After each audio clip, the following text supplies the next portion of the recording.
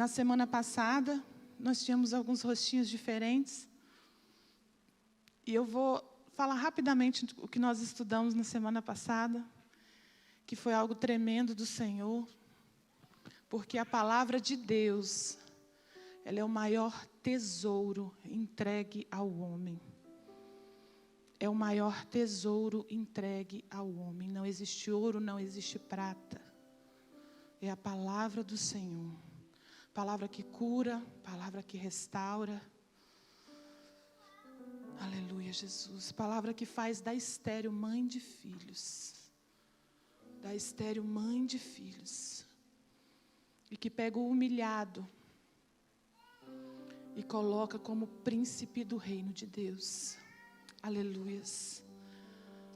Na semana passada nós falamos um pouco sobre cura, iniciamos falando sobre a cura da nossa alma, a cura da nossa identidade.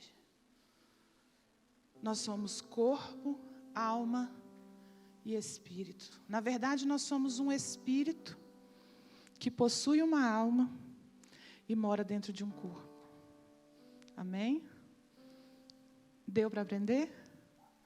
Nós somos um espírito que possui uma alma e mora dentro de um corpo. O corpo é só embalagem.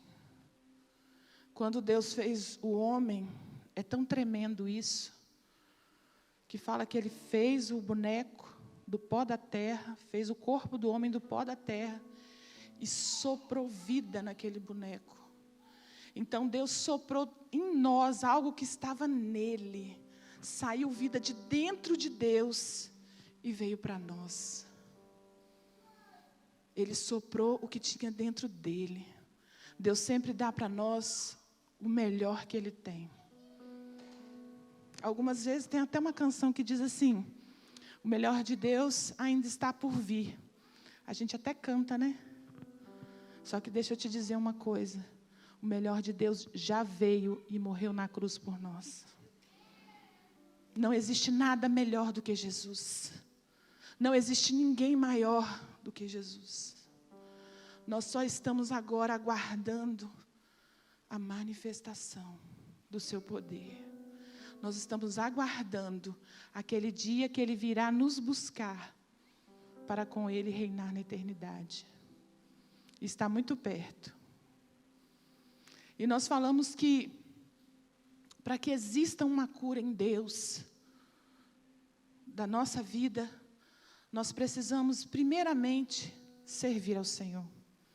Precisamos receber a Jesus como nosso Senhor e Salvador, porque Ele é a cura, Ele é o libertador, Ele é o remédio, Ele é o médico dos médicos. Ah, mas então a gente não precisa ir no médico? Precisa. Ele criou os médicos, Ele deu sabedoria aos médicos. Não precisamos procurar um terapeuta? Precisamos. Aquele que está de acordo com a palavra. Porque foi Ele que preparou também essas pessoas que trabalham na área da saúde mental. A única coisa que o diabo criou, irmãos, foi a mentira. Todas as demais coisas foram criadas por Deus, assim diz a palavra do Senhor. O diabo que mete o bedelho dele perverte tudo para nos tornar prisioneiros. Mas a verdade nos liberta. Jesus é a verdade que nos liberta. E a segunda coisa nós falamos na semana passada é nós sabermos quem nós somos em Deus. Quem nós somos em Deus. Quando nós sabemos quem somos em Deus, as amarras, as cadeias, elas começam a se soltar. Porque nós entendemos o nosso lugar na eternidade. Nós entendemos o nosso lugar e a nossa função aqui nessa terra. Quem estava aqui semana passada, lembra da palavra? Exousia. Exousia. Vou ler o texto aqui para vocês. João capítulo 1, 11 ao 13.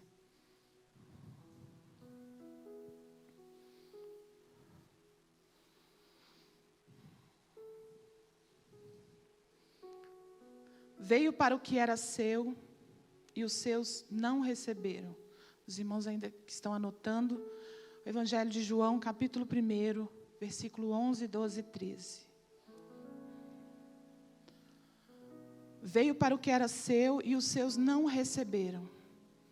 Mas a todos quantos o receberam, deu-lhes o poder de serem feitos filhos de Deus, aos que creem no seu nome, os quais não nasceram do sangue, nem da vontade da carne, nem da vontade do homem, mas de Deus. E no versículo 12 nós temos a palavra-chave. Todos quanto receberam. Recebeu quem? Recebeu o quê? Todos aqueles que creram em Jesus como Senhor e Salvador, receberam o poder. Algumas versões vocês vão ler direito. Essa palavra no original grego é exousia.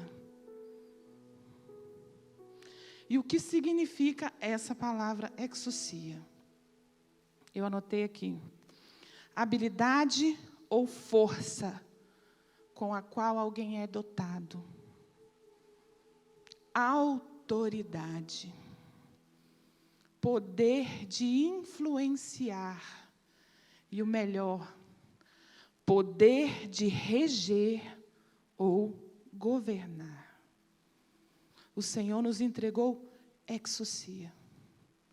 Poder de ser filho. Quando nós recebemos a Jesus, nós somos selados com exousia. Nós não somos mais as mesmas pessoas. Nós recebemos um cetro, uma coroa de reis e sacerdotes. Nós estamos agora num novo momento. Ah, irmã, mas você fala então que a gente é melhor do que os outros? Não. Nós somos alcançados por tão grande graça, por tão grande amor. E existe um poder e uma autoridade muito grande. Tudo é muito intenso. Por isso nós precisamos cuidar do que nós falamos, do que nós pensamos e do que nós sentimos. Porque há poder nas nossas palavras, há poder nos nossos sentimentos, há poder nas nossas ações. Por quê? Porque somos filhos. E funcionamos como o nosso Pai funciona. E como que o nosso Pai funciona? Ele tem todo o poder. Ele tem todo o poder. E nós precisamos entender essa verdade. Precisamos entender que somos herdeiros. Que agimos. Fomos feitos à sua imagem e semelhança. Semelhança significa o quê? Quem lembra? Funcionar como?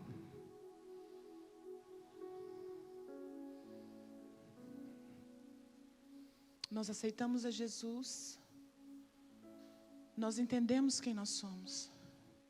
Precisamos caminhar com essa autoridade, com essa exousia. Esse poder de ser filho. Quando Adão pecou, lá no Éden, ele entregou toda a autoridade que Deus tinha entregado na mão dele, quando Deus fez a criação. Ele entregou para o inimigo, com o pecado. Mas aí vem Jesus e resgata tudo, e devolve para os seus filhos. Agora somos reis e sacerdotes. Nós precisamos parar de andar no natural e perceber o sobrenatural de Deus. O mundo espiritual, ele é muito mais real do que o mundo físico. E nós que somos filhos escolhidos e separados, precisamos entender isso e precisamos viver isso. Aleluias. Precisamos ser curados. Agora nós precisamos agir com exousia. Só que aí você fala, mas É assim? É mágico? É de uma vez? Não. Nada é de uma vez. Claro que em alguns casos o Senhor vai vir, vai derramar unção, vai curar e pronto. Mas a maioria das vezes é um processo, porque nós precisamos crescer, nós precisamos aprender. E existe uma mulher que foi tratada com muita nobreza, com muito poder, com muita graça por Jesus. E eu quero falar sobre essa mulher hoje. E o texto de hoje está em João, capítulo 4.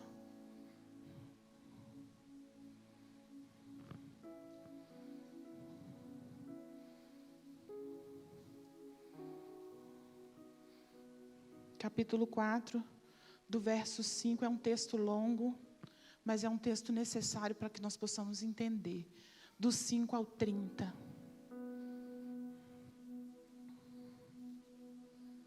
Quando nós declaramos a palavra do Senhor, ela nos traz cura. Aleluias. O quanto as nossas emoções nos paralisam. Às vezes nós sofremos tantas decepções, tantas amarguras, uma perda.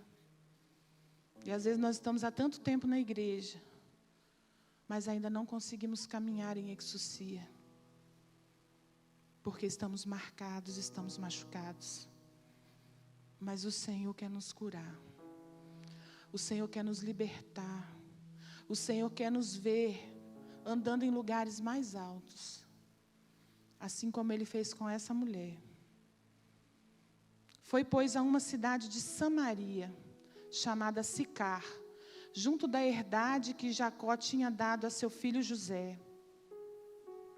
E estava ali a fonte de Jacó. Jesus, pois, cansado do caminho, assentou-se junto da fonte. Era isso quase a hora sexta. Veio uma mulher de Samaria tirar água. Disse-lhe Jesus: dá-me de beber.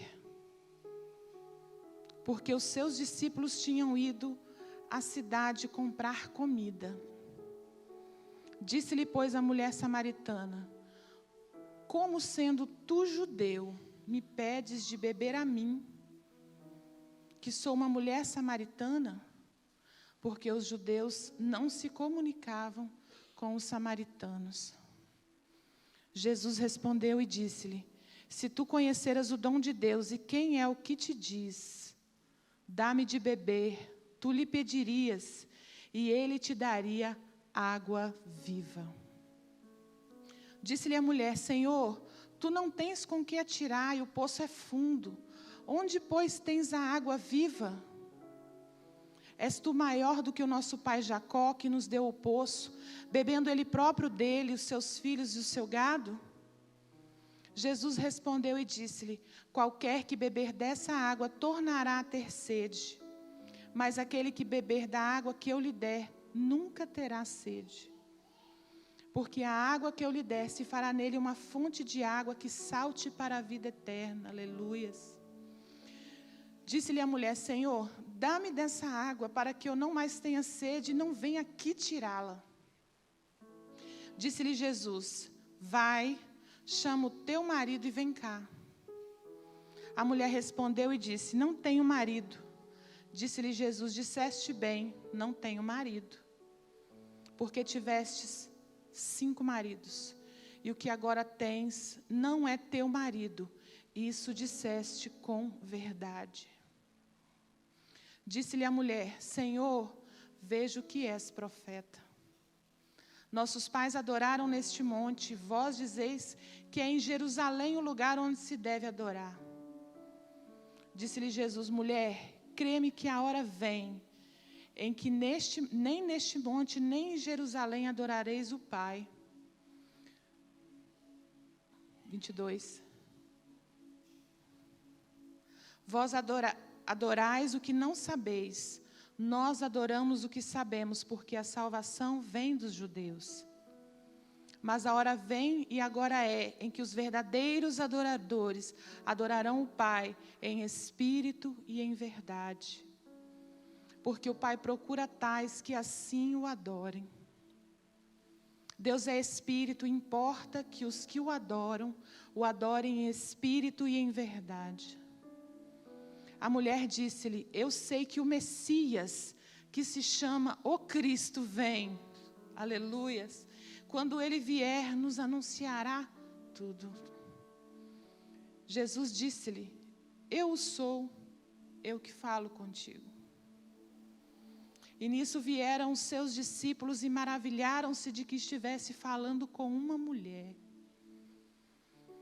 Todavia nenhum lhe disse: que perguntas? Ou por que falas com ela?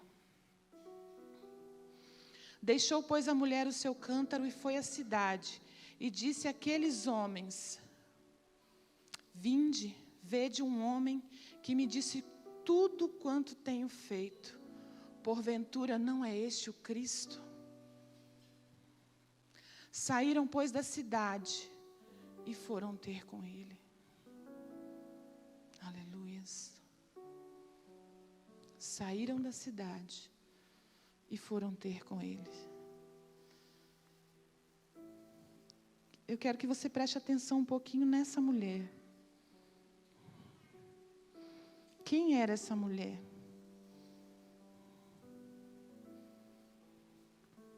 Eu quero que você pense nela quando Jesus fala com ela assim: vai lá e chama o seu marido.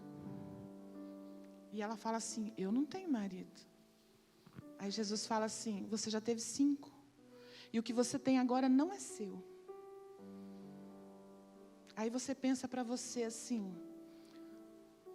uma mulher que já casou 5 vezes. E agora está com um companheiro que não é o seu marido. Carnalmente, o que você pensaria dessa mulher? Só pensa, não precisa responder. O que você pensaria dessa mulher?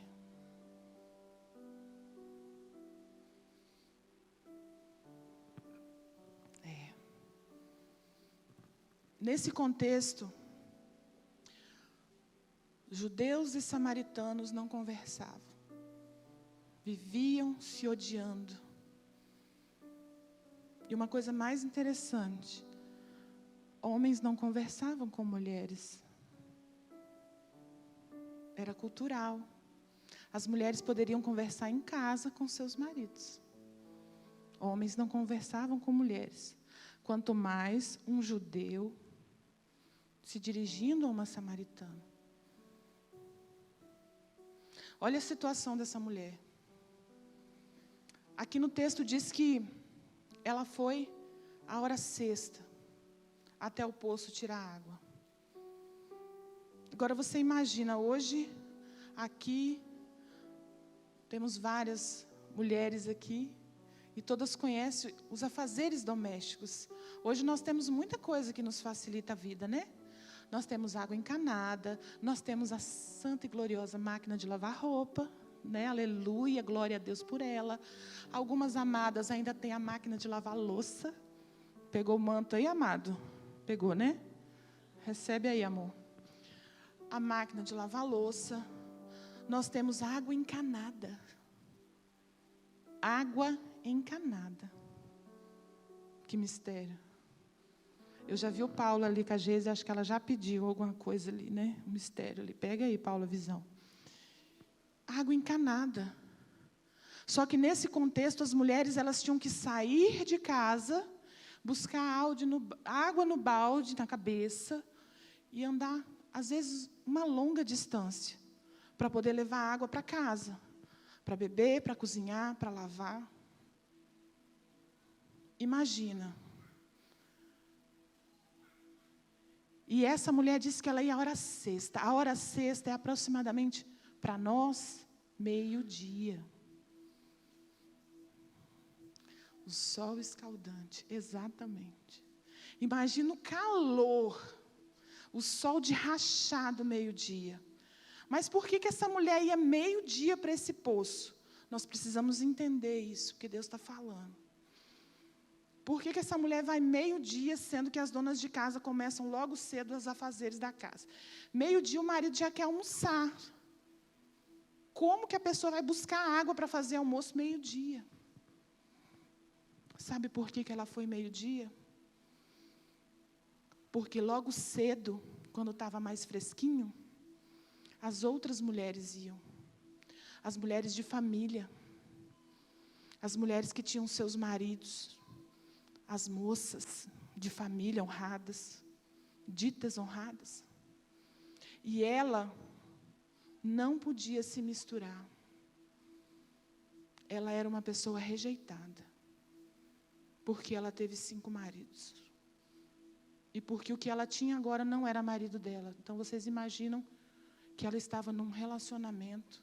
A gente não sabe como, né? Se era marido de outra, ou se só não era casado, a gente não sabe. Essa era a situação dessa mulher. Sendo mulher, que não podia, não tinha voz, não tinha vez. Naquele contexto, aí você pensa assim, mas essa mulher devia ser um negócio, né? Porque casou 5 vezes, ninguém devia suportar essa mulher. Queridos, nesse contexto não era a mulher que deixava o marido. Jamais. Era o marido que simplesmente repudiava a mulher por qualquer coisa. Por isso que quando Jesus fala lá sobre o divórcio, ele fala da dureza do coração. Porque aqui era por qualquer coisa, eles estavam deixando as mulheres. Qualquer motivo. Ah, envelheceu um pouquinho, larga. Engordou um pouquinho, larga. Queimou o arroz, larga. Agora, vocês imaginam, gente, ninguém entra num relacionamento para dar errado. Quando a gente entra num relacionamento, a gente entra para dar certo. Mas acontece alguma coisa no meio do caminho. E as coisas saem do nosso controle. E saiu do controle dessa mulher. Agora você imagina, 5 maridos a rejeitaram.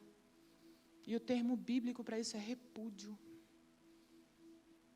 Ela era uma mulher repudiada. Mas ela deveria ter algum atributo.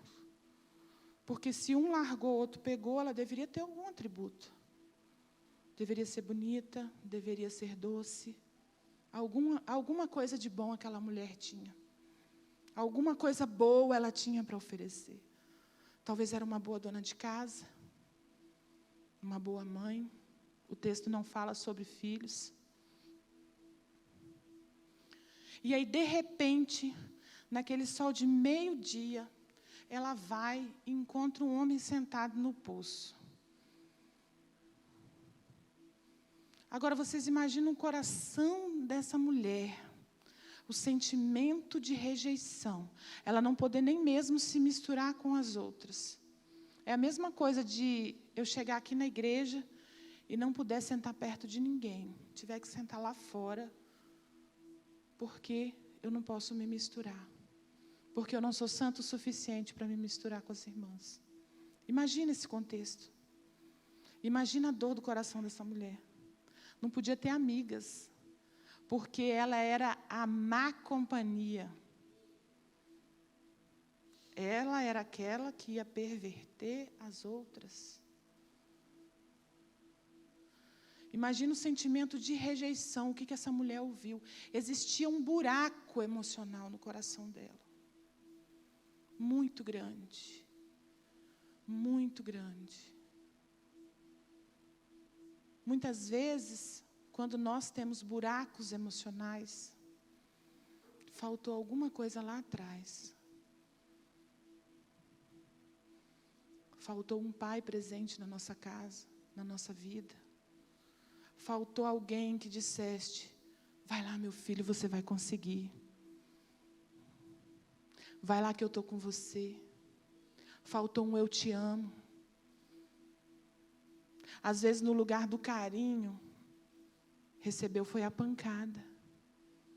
Às vezes, na palavra de incentivo, recebeu foi a palavra de humilhação, você não serve para nada. Às vezes, aqueles que deveriam proteger foram aqueles que destruíram as emoções. Foram aqueles que envergonharam. foram aqueles que humilharam. Na Idade Média, as crianças, elas morriam com muita frequência. Só que não era dada importância. Ah, morreu, faz outro. Era assim. Essa cultura foi se perpetuando. Mas glória a Deus que o Senhor vem trazer luz à sua igreja.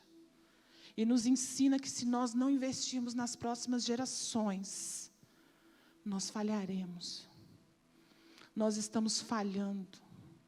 Países onde as igrejas não investiram na geração futura, são países que perderam o cajado do avivamento.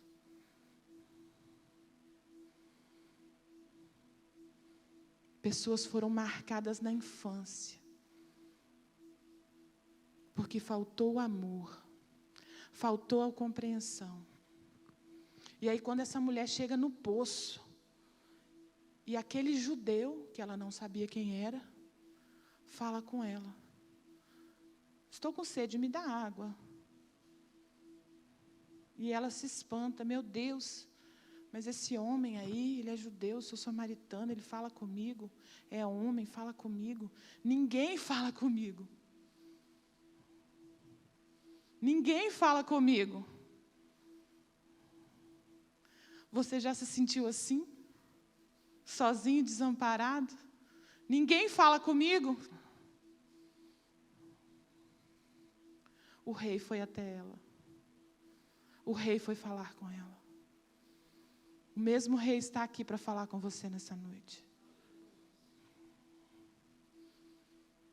E a gente vê que Jesus sempre deixava a multidão para tratar aqueles que estavam mais machucados, aqueles que estavam mais esquecidos, ali que ele tratava.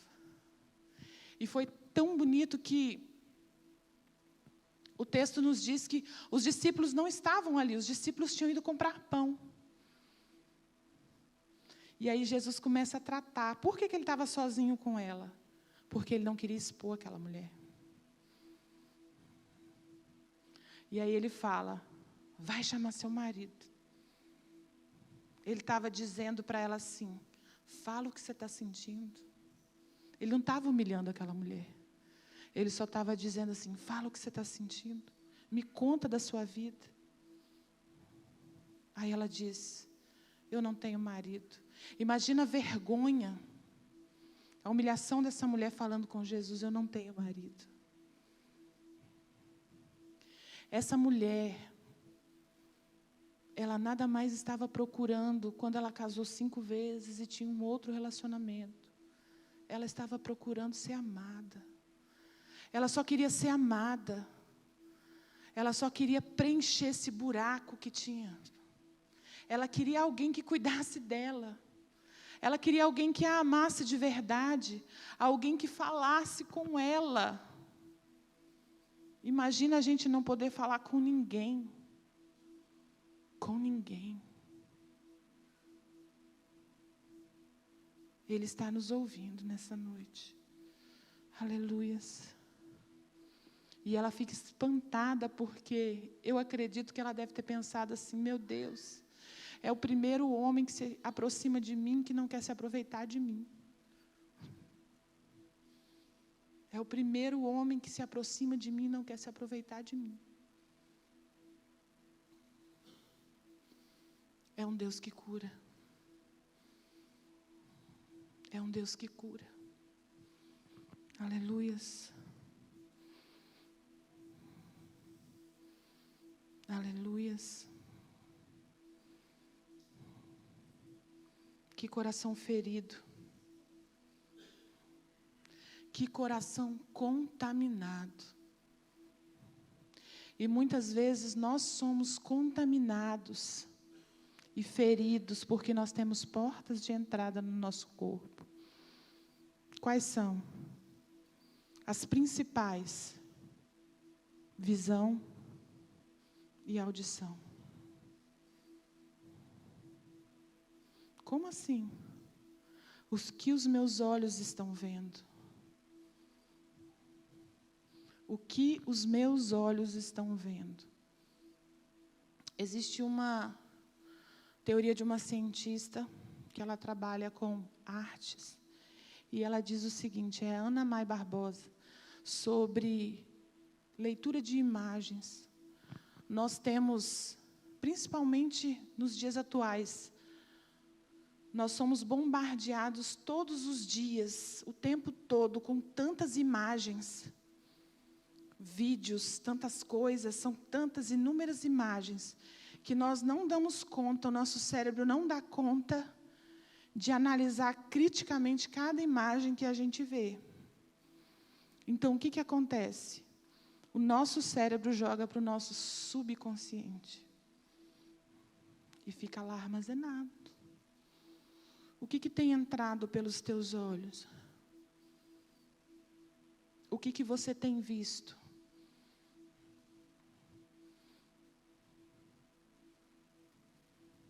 O que você tem acessado na sua rede social? Que tem entrado dentro do seu coração para te ferir? O que você viu lá atrás? Talvez você viu uma mãe, sua mãe, uma mãe sendo espancada, agredida. E você pensou assim, não quero essa vida para mim. Não quero essa vida para mim. Ouvido, o que você tem ouvido? Palavras de rejeição, palavras que te jogam para baixo. Às vezes você está tão feliz, está alegre, está com um projeto, aí você chega em casa e fala assim, nossa, já estou pensando em fazer isso e aquilo. E aí a pessoa fala, não vai dar certo. É igual jogar um balde de água fria.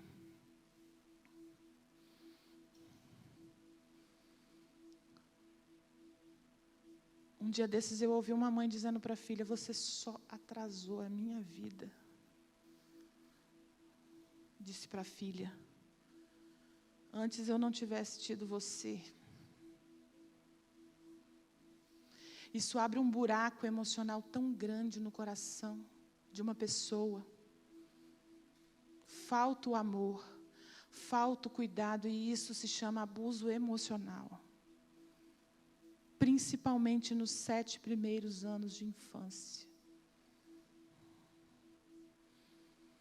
Você não devia ter nascido, eu não te queria. E às vezes, isso começa quando nós ainda estamos no ventre.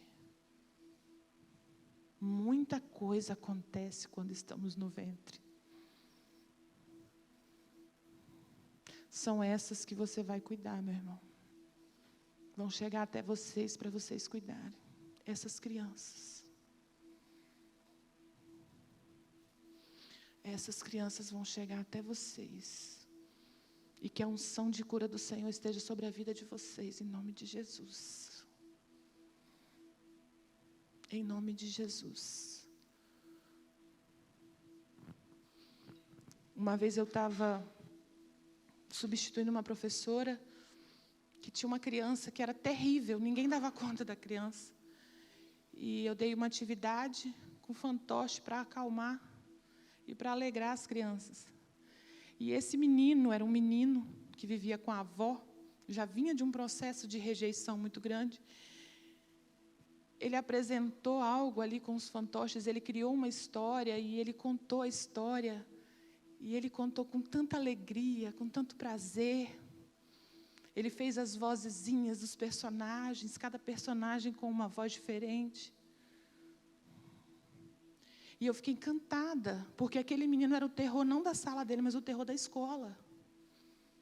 Ele tinha um rótulo grande. Ninguém aguenta esse menino, era o rótulo dele. Pior aluno da escola.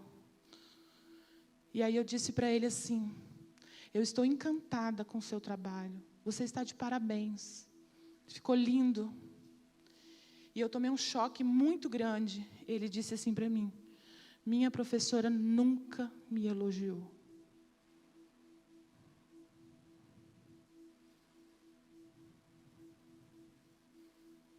Olha o buraco. já vivia com a avó, já estava sofrendo um processo de rejeição. Olha o buraco. Olha o buraco. Essas coisas, esses tipos de abuso, às vezes violência doméstica, violência, abuso sexual.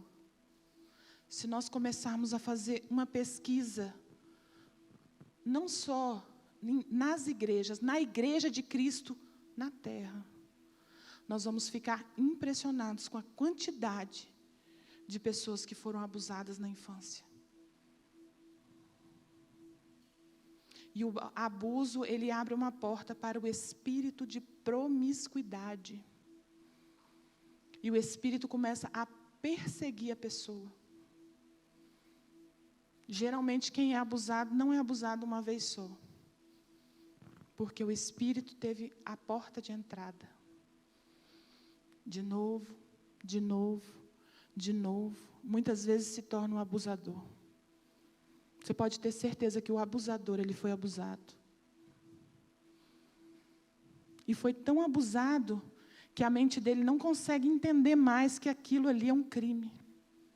Que aquilo ali não é normal. São buracos emocionais. Essa mulher, ela precisava de uma palavra de esperança. Ela precisava de alguém que escutasse ela. Por isso ela buscava o amor. Ninguém a ouvia, não tinha amigas. Não tinha amiga para dizer assim, ai amiga, hoje meu marido me irritou tanto.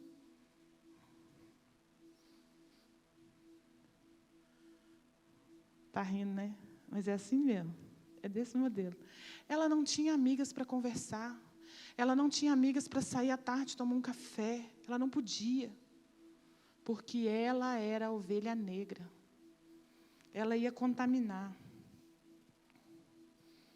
Mas Jesus, quando encontra com essa mulher, ele percebe tudo isso. E ela fica de um jeito impressionada, e ela fala assim, vejo que és profeta. Vejo que o Senhor é profeta, porque sabe toda a minha vida, sabe tudo que eu fiz, tem algo diferente. Sabe da minha fama, sabe o que eu fiz, e não quer se aproveitar de mim. E ele diz para ela assim, se você beber da água que eu te der, você nunca mais vai ter sede. Se você receber o meu amor, nunca mais vai faltar amor na sua vida. Muito pelo contrário, vai jorrar de dentro de você. E o Senhor está falando com a gente nessa noite. Se você receber a minha cura, cura vai jorrar de dentro de você. O Senhor quer tirar a vergonha e a humilhação, transformar pessoas machucadas e feridas em agentes de cura, em pessoas que vão levar cura para outras almas. Esse é o nosso Deus. Esse é o nosso Deus. Só que às vezes nós estamos tão machucados, tão feridos, tem que correr o tempo, que a nossa visão ela fica embaçada. A gente não percebe, a gente não vê. Se vocês se lembrarem dos discípulos no caminho de Emaús, estavam caminhando os discípulos e Jesus do lado deles. Ali Jesus já tinha morrido, tinha ressuscitado, e eles estavam falando exatamente isso. E aí conversa vai, conversa vem, eles começam a falar, você não soube, falando para Jesus, você não soube que o mestre morreu. No fundo eles estavam dizendo assim, acabou tudo. Tudo que a gente estava acreditando acabou, porque ele morreu. E ele estava do lado. A dor da perda foi tão grande que eles não conseguiram reconhecer que Jesus estava do lado. Às vezes a nossa dor, ela é tão grande que a gente não consegue perceber que Jesus está do nosso lado. Mas eu vou te dizer que Ele está. Porque se Ele não estivesse, a gente já estaria muito pior. Ele está do nosso lado. Quando Pedro caminha sobre as águas, é tão interessante isso, que eles estão no barco, aí Jesus está longe, eles acham que é um fantasma, os discípulos, e aí Jesus fala, ai, peraí, sou eu. Aí Pedro fala assim, se for o Senhor manda eu ir aí até onde o Senhor está, andando por cima das águas. Jesus disse, vem, e vai ele. De repente, ele olha para o lado e vê o vento. A gente faz assim. Nós estamos com Jesus, aceitou Jesus, está naquele gás todo, né? Aí começa a vir as lutas. Aí a gente tira o olho de Jesus, Jesus está ali. A gente tira o olho de Jesus e olha para o lado. Problema, o vento, estou balançando. E aí, Pedro tirou os olhos de Jesus, e quando ele tirou os olhos de Jesus, ele começou a afundar. Quando nós tiramos os olhos do Senhor, nós começamos a afundar. Afundar na nossa dor. E aí Pedro fez o quê? Gritou. Desespero, o que a gente faz? Mulher, então, é ótima para isso, né? Te dá uns gritos, Senhor, me ajuda! E a palavra diz o seguinte, o Senhor não saiu correndo para acudir Pedro. A palavra diz que Jesus estendeu a mão.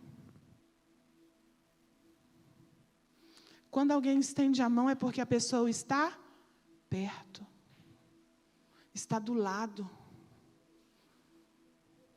O que o Senhor está querendo dizer para nós nessa noite é que Ele está do lado. Talvez a dor está tão grande que a gente não está conseguindo sentir e nem conseguindo ver. Mas Ele está do lado. E Ele quer estender a mão. Voltando para a mulher, no versículo 24. Coloca aí para mim, irmão, por favor. –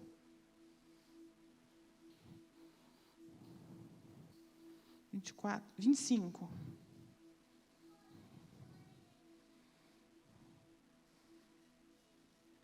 Ela diz para o Senhor assim, eu sei que o Messias, quando ele vir, ele vai falar essas coisas, ele vai explicar. Porque ela estava perguntando sobre a adoração, onde era o lugar de adorar. Se era lá em Samaria, se era em Jerusalém.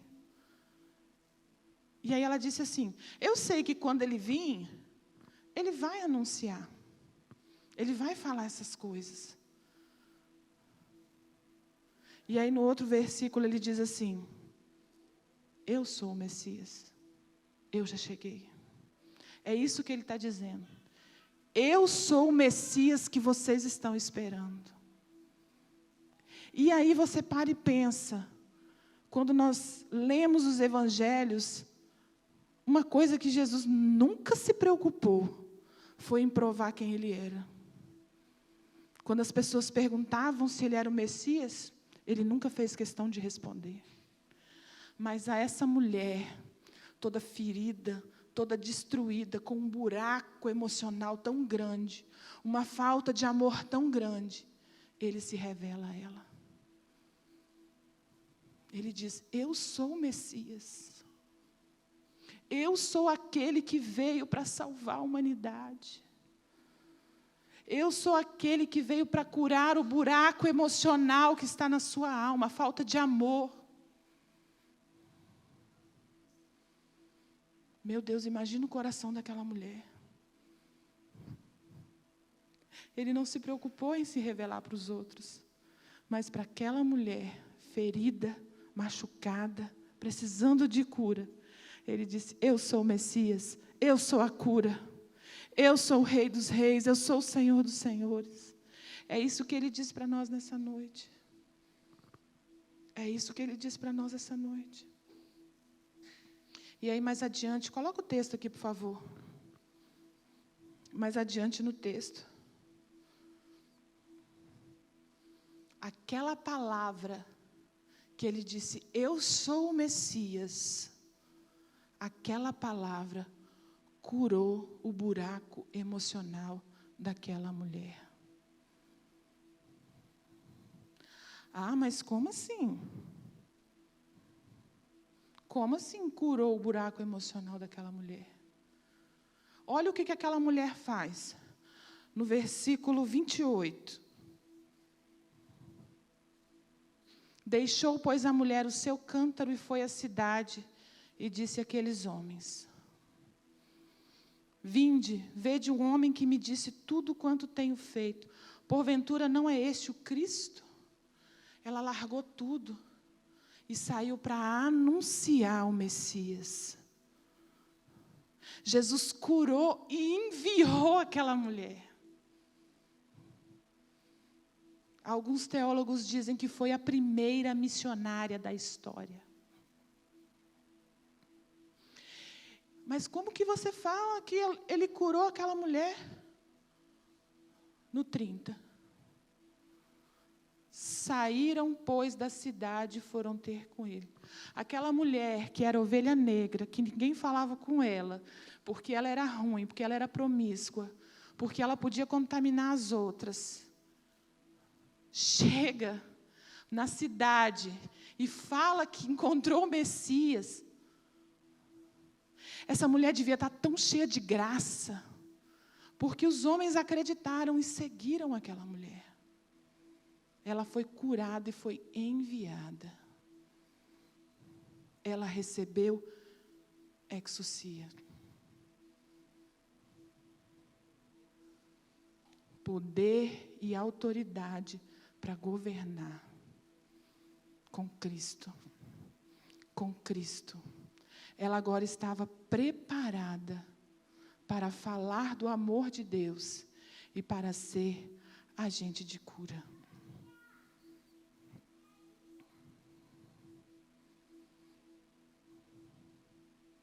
Queridos, nós não podemos esperar chegar no fundo do poço para procurar o Messias que nos cura.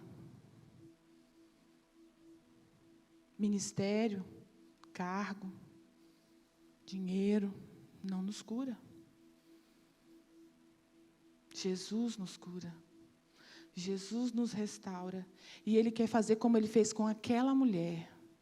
Ele quer curar por inteiro e usar você como agente de cura. Como agente de cura. Esse é o Deus que cura. É momento de baixarmos a guarda e deixar o Deus que cura. Queria convidar o Ministério de Louvor. Nós vamos orar.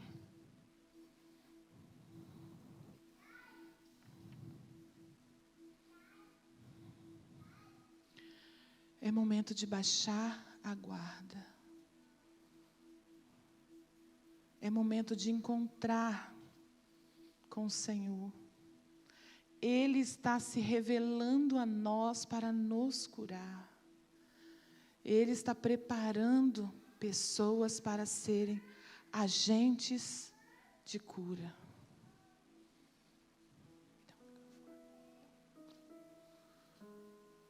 Feche seus olhos, querido. Nós vamos orar nesse momento. Eu não sei o que Deus está falando, o que Deus falou com você nessa noite.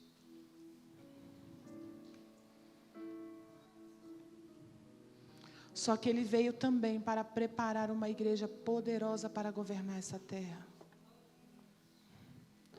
Ele veio para curar homens e mulheres que tiveram a sua identidade deturpada por Satanás. Ele veio para restaurar e para usar com poder, com autoridade. Aonde você foi ferido, meu irmão e minha irmã, você vai ser agente de cura.